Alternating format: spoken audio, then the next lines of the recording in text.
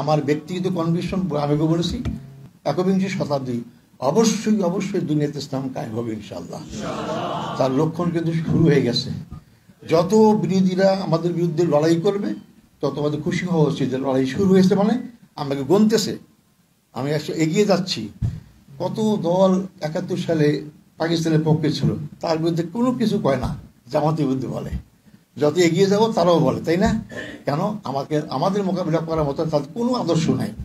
একটাই ঠুনকো আদর্শ কথা যা আমাদের মধ্যে বিভ্রান্ত করতে চায়। কিন্তু আমাদেরকে সাহসের সাথে এগিয়ে যেতে হবে। ভীরু কাপুরে দুর্বল লোকদের ইসলাম কায়েম হয়নি।